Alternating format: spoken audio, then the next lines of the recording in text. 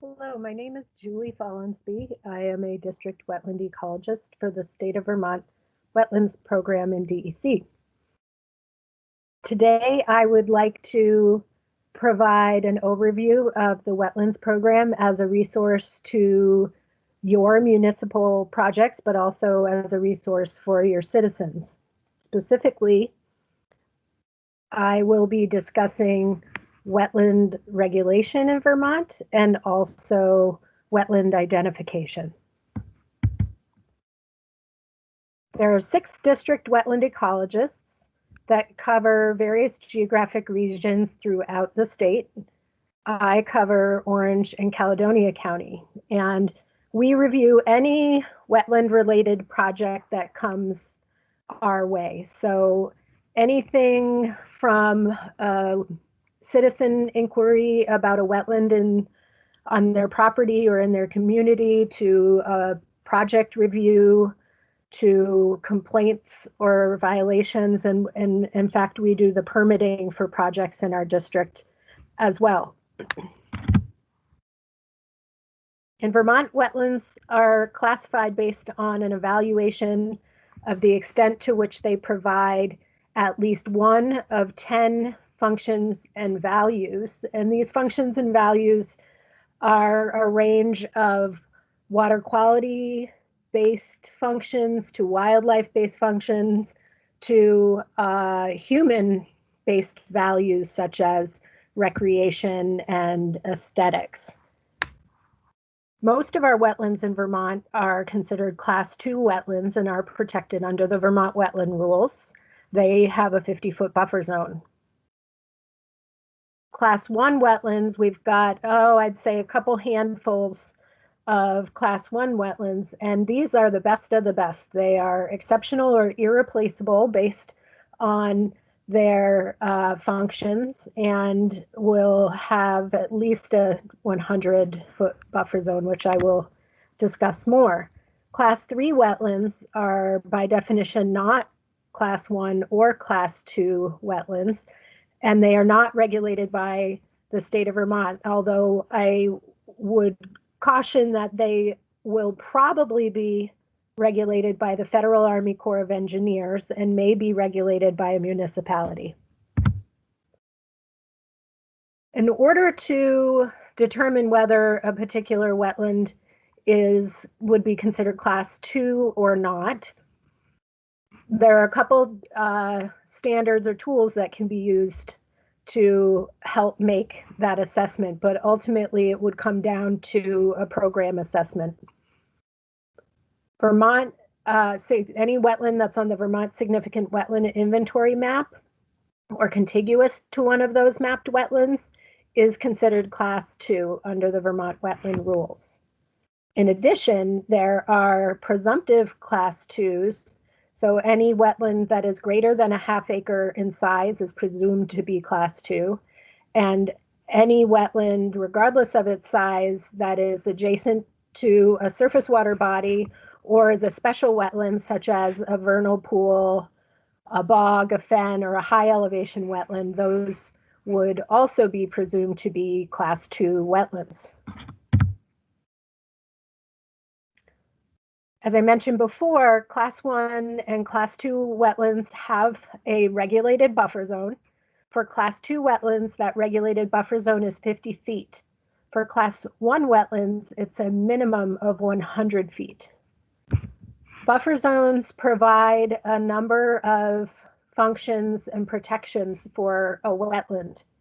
A buffer zone can provide sediment and pollutant attenuation before runoff hits a wetland. It can provide shading for water-based for water or wetlands within a stream or fisheries within a wetland.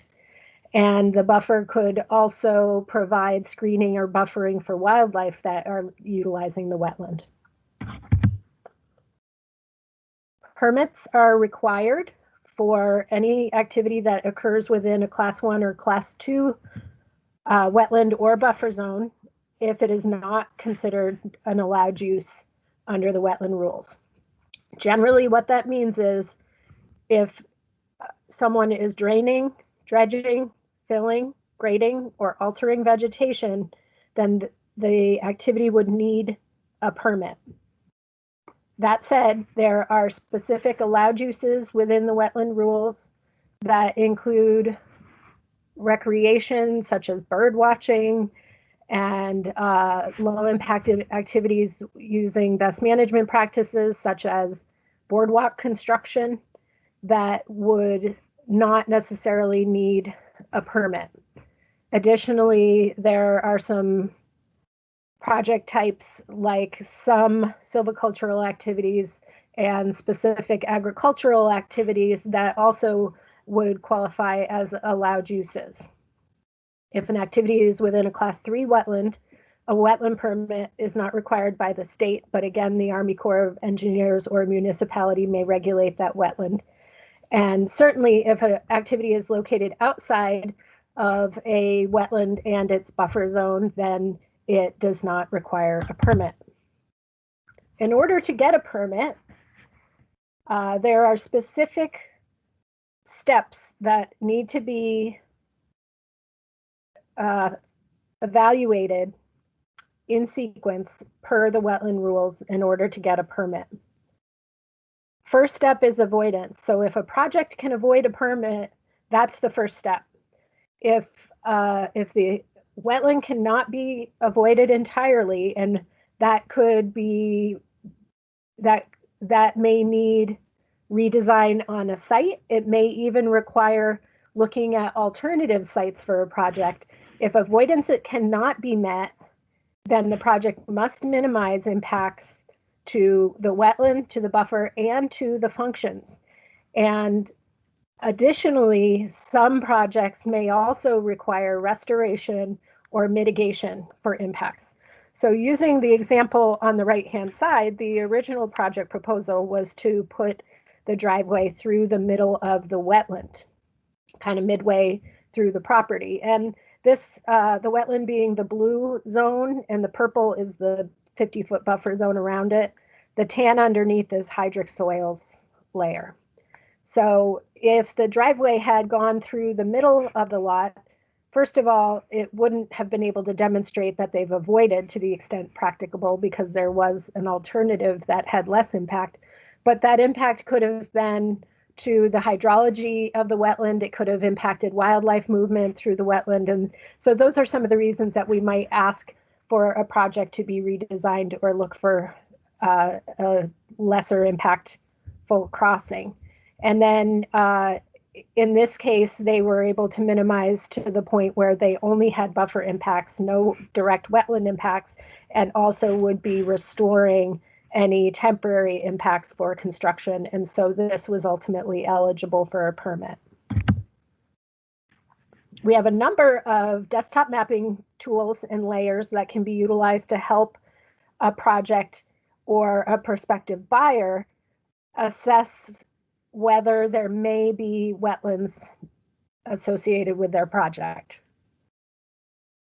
The teal polygon, shown throughout, but in the center of the image, is the Vermont Significant Wetland Inventory polygon, which is a desktop-based mapping that is pulled from a nationwide inventory. And it is not, there are definitely gaps in the data, and it doesn't map all the significant wetlands in Vermont. So not all wetlands are mapped, and not all significant wetlands are mapped. And in fact, we believe we may be missing about 40% of our significant wetlands on the VSWI mapping.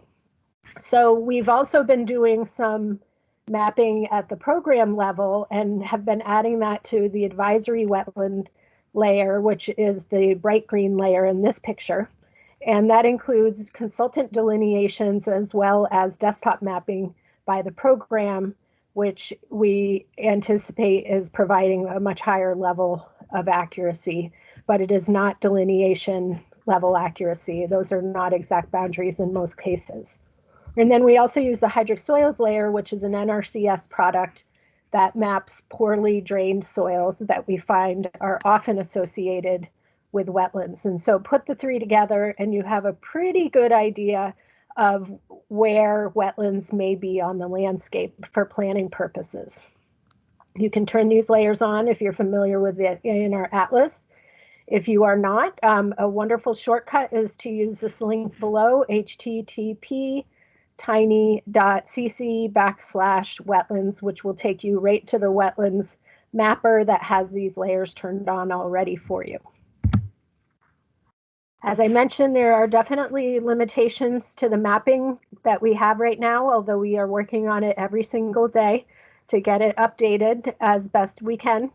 It is a work in progress for sure, but not all wetlands are mapped, and not all of, actually most of the work is done using desktop interpretation. And so on-the-site assessments are often necessary.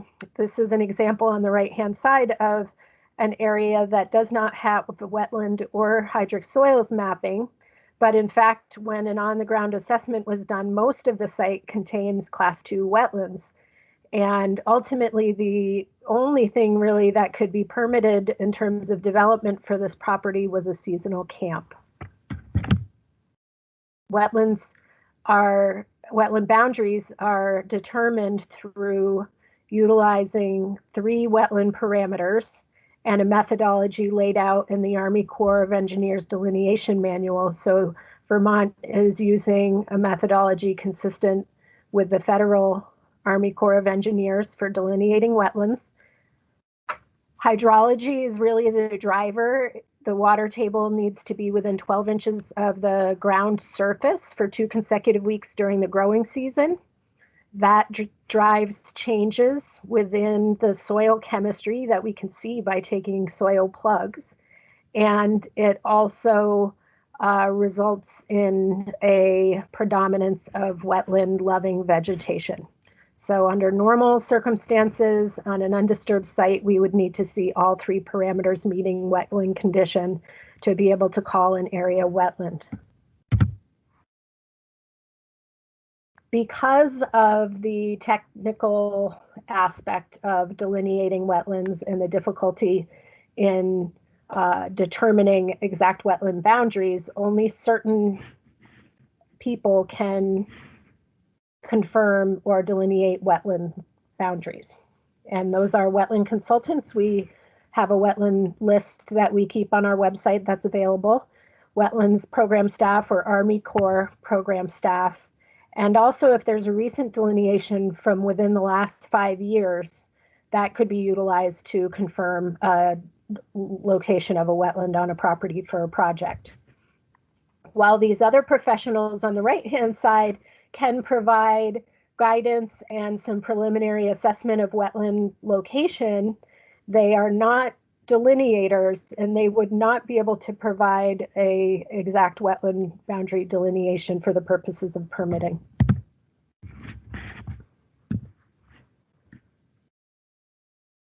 Wetland boundaries change over time, and they change for a number of reasons. It could be from changes in our climate, rainfall, temperature.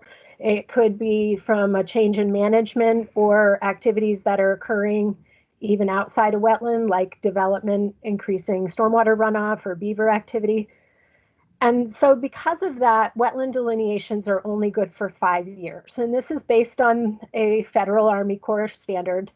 And it's important for projects because if a project had a previous delineation and it's been more than 5 years, then that delineation would need to be updated before the project goes to construction to ensure that there aren't any inadvertent encroachments to where the wetland is today. Also, Class 3 determinations by the program are only good for 5 years. Again, because those wetlands can change over time, you may find that there's an increase in function of a wetland, increase in size, perhaps a wetland connects with another wetland, and together they're now Class 2, they meet the Class 2 criteria. So delineations are good for 5 years, Class 3 determinations are good for 5 years. In the case study shown on the right-hand side, the original delineation was done in 2009 in blue.